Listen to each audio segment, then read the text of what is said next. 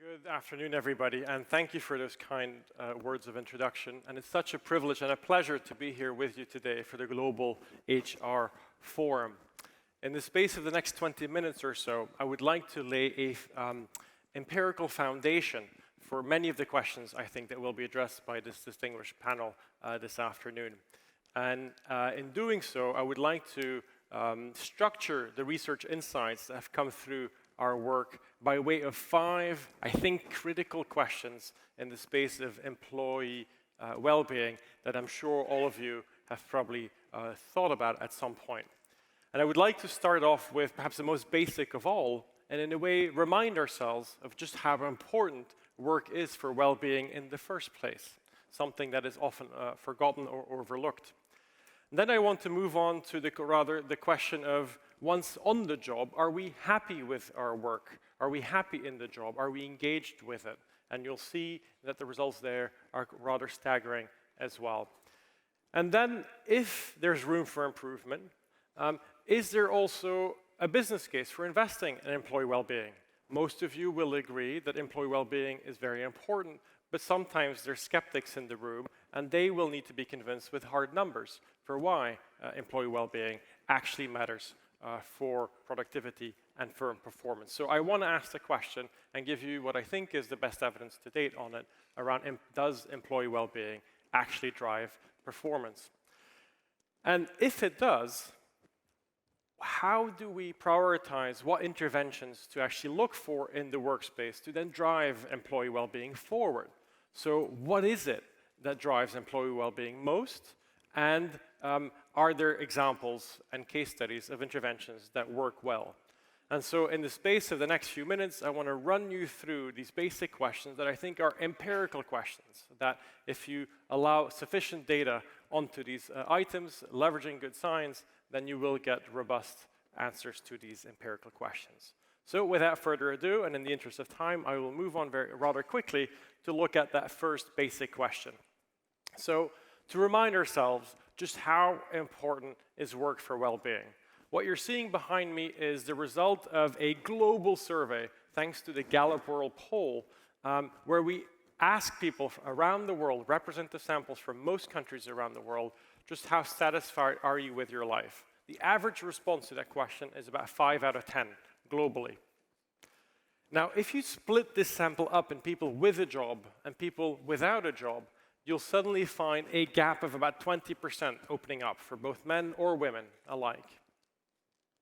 That's a huge difference between having a job or not having a job in terms of well-being. Now, the difference does not just derive from a difference in pay or income. It also derives from the fact that your job, your employment, gives you a sense of identity, gives you social connections, and gives you a routine and a structure throughout the day. And these things matter very much indeed, as you can tell from these data.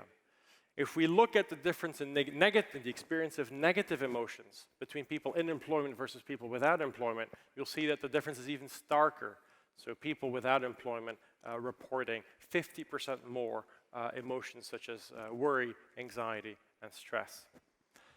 So this gives us a picture of the importance of work overall and gives you, as HR managers and professionals, a very important mission in life, I would argue, which is to do the very best for attracting people into work, keeping them into work, and providing a quality job. Now, human beings are a special species and are rather complex at that one, because even though work is so important for us, once we're on the job, we're not particularly happy either. What you're seeing here is that same global data set where we've split up the world's population by region into the extent to which people are actively engaged in their work. And what you're seeing is rather disturbing.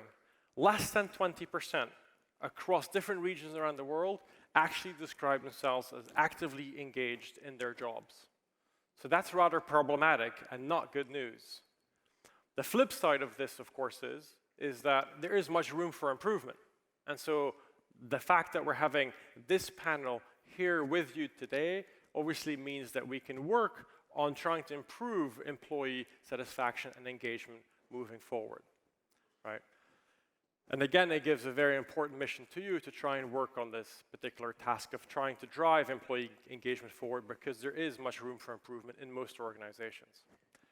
Now, is there a business case for doing this? Can you convince the CEO or presidents or shareholders of companies to invest in employee well-being above and beyond the ethical or normative aspect of having to do so? And here, I'm very pleased to say that I'll be talking to you about our latest research that links employee well-being to productivity and ultimately firm performance. You may have seen in the news in the last 2 weeks, we've just released a new paper in collaboration with British Telecom, one of the largest UK employers, that got quite a bit of attention in the media over the last 2 weeks since we released it, where we've pulsed and surveyed employee well-being of all of their call center employees over the space of 6 months, and we asked them a question of how happy you are this week, every week throughout that period of 6 months. We did this by way of emailing them around 4 p.m. on Thursday afternoons each week, this very basic question that was for which the technology was provided by our other partner in this research, a fantastic HR company and technology solution called Butterfly AI. Now, the responses to this question every week came back from these thousands of call center employees, leading to a very large data set of being able to track employees from 1 week to another about how they felt as they went through the weeks through the weeks at work. And then what we did is to match this rather rich employee well-being data set that we've generated with this very detailed level of performance that British Telecom has about each one of the call center employees. And so whether you're looking for links to customer satisfaction, productivity is measured through sales or seconds on each call, or productivity is measured through sick days or absence, all these kind of metrics we have data for, and we were able to match that back to see the extent to which employee well-being from 1 week to another is predictive of these particular performance metrics that I'm sure all of you in your organizations will be looking at as well. And the results were really rather staggering. And so I'll start with a very basic result, which is if you look across the call centers, which are spread around the UK, the first big result, purely correlational, but very interesting nonetheless, is to look at the average weekly employee happiness, which runs on a scale from 1 to 5. And you look at the average weekly employee happiness by call center, and then you link that with the customer satisfaction coming back for those same weeks in the same periods for each one of these call centers. So this obviously groups a large number of employees together each time. You find already rather stark differences and a strong positive correlation between the employee happiness each week at a call center and the customer satisfaction coming back from the interaction with clients. This is grouping individuals together in call centers, but the really exciting bit about this particular line of research is that we have employee well-being regularly measured at the individual level over time. So what I'm showing you next is the actual relationship between changes in well-being within an individual over time and how that relates to yet another performance metric, in this case sales, weekly sales. What you're seeing here is when a person moves from being unhappy 1 week to being very happy the other week, we detect a change in weekly sales of plus 13%. I don't think the business case could be made any stronger than this for senior leaders to invest in well-being. Now, for those of you who are interested in this kind of research, there's some interesting sub-findings of this work. You see the gradient between employee well-being and sales is really positive. But if we look and delve into the kinds of sales that were even more impactful or effective, for which happiness is even more impactful, we find that there's a gradient in the complexity of sales. So for simple sales, like just order taking, happiness doesn't have much of a positive impact. But if you look at more complex sales that deal with complex products, that require emotional labor and social skills, dealing with customers, for example, dealing with unhappy customers and trying to retain them or upsell them to a different package, that's where we find that happiness has the strongest coefficient, the strongest impact. So as you look and delve into the data in a more detailed fashion, you'll find that it reveals more and more interesting insights about the power of happiness in terms of driving productivity. One other aspect about this research is that the effect of employee happiness and productivity does not run through people working more. It's not like they spend more hours in the call center or spend less time in breaks. The effect runs purely through becoming more efficient while on the job. So we find that people happier do more calls per hour and are more efficient in translating these calls into sales while maintaining customer satisfaction. In other words, doing more calls, more sales without a reduction in customer satisfaction. So this is quite exciting, I would argue, and probably the best robust field evidence out there today.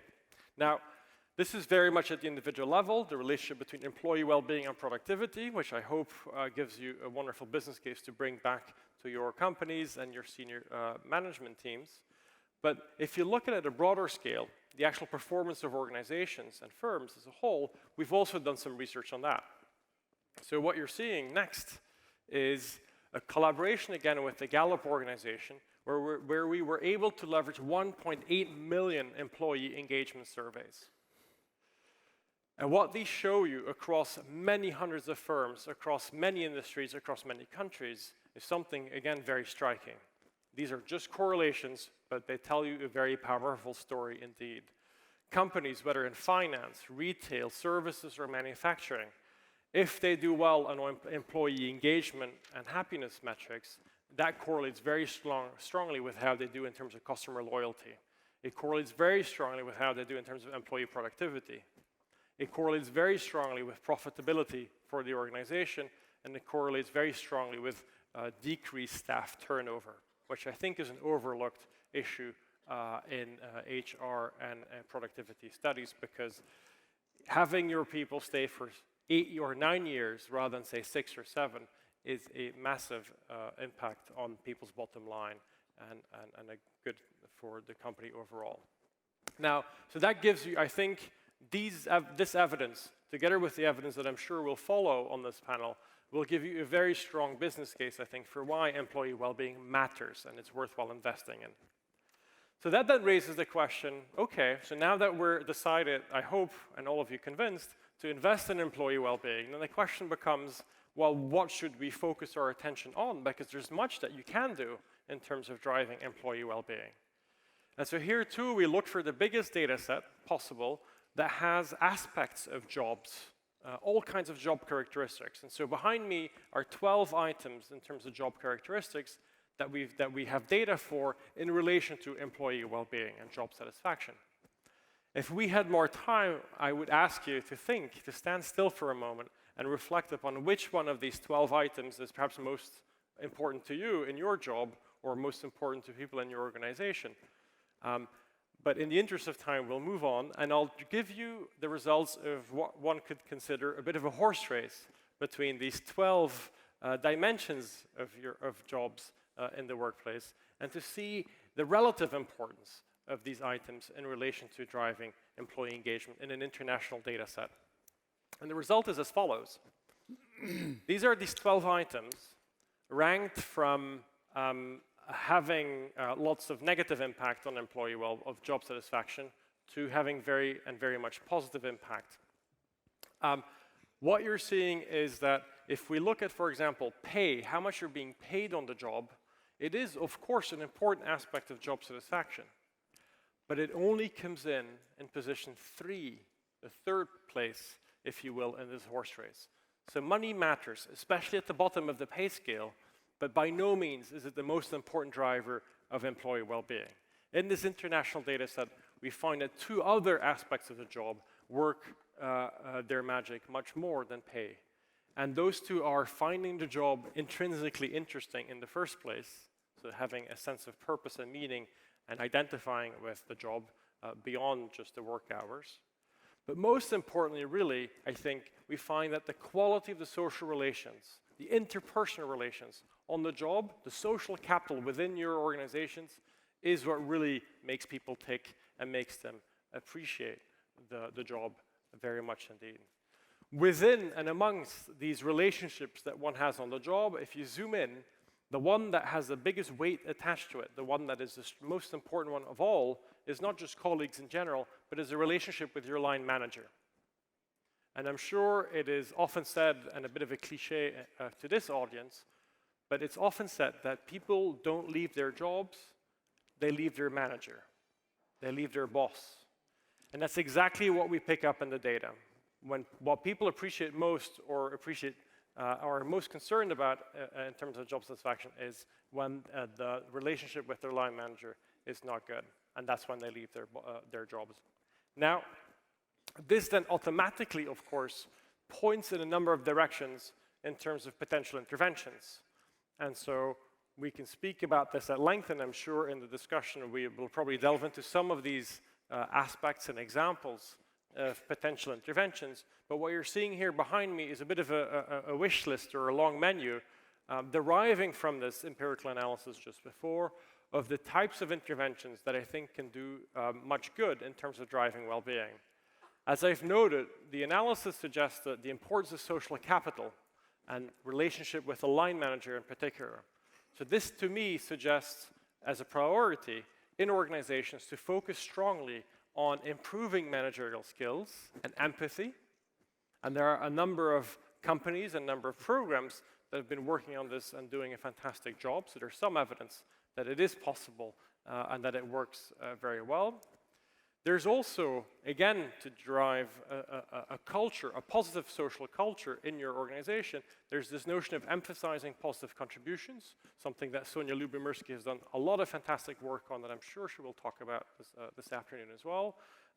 There's also notions of peer recognition type schemes. So for example, at the company LinkedIn, globally, there's a program called Bravo within the company that incentivizes people to reward and recognize efforts of people that have gone beyond the call of duty within the firm to help each other. So between employees, you can essentially award points and incentivize. There's a pot of money made available for this to help employees reward extraordinary behavior that would otherwise not go noticed, financially at least. So emphasizing positive contributions.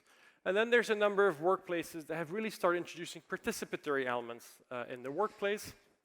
And then finally, something, again, to try and drive and structure the workplace in such a way that it drives a positive social culture that is conducive to good social capital and relations on the job.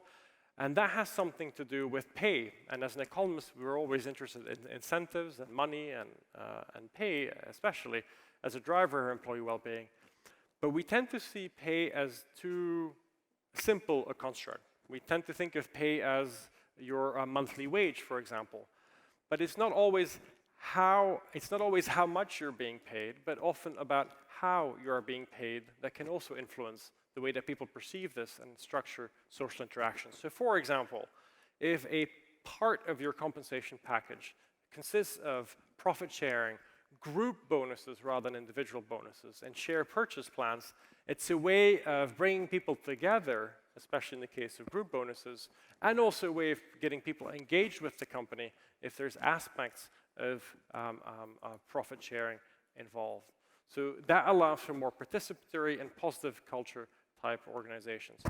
And then finally, work-life balance and other aspects of the job are also incredibly important. So when we think about work-life balance, especially moving into the 21st century, where people can work from a distance and dial in if need be, you find the possibilities for flexi-time, autonomy, and potentially also a 4-day work week where people can rearrange their work and try and be more productive 4 days a week while delivering the output of 5 days a week, as has been shown to work out very well in a New Zealand company called Perpetual Guardian. And most recently, and currently very much in the news, you may have just seen it, Microsoft Japan has also trialed a 4-day work week where they allow people to restructure their week so they can potentially get a day off even though they're being paid for 5 days and deliver on the work for 5 days, but just by reorganizing themselves, their work as units and teams. So these are very exciting and important developments, I think, as we move into the 21st century and kind of the new future of work type labor force and way of working. And then finally, of course, there are the less structural but perhaps more soft interventions that are also obviously helpful, such as meditation, health checks, and sports classes, which I'm sure most of your organizations already perform. Anyway, I will leave it at this. I thank you very much for your time and your attention, and I look forward to answering hopefully the many questions that you may have. Thank you.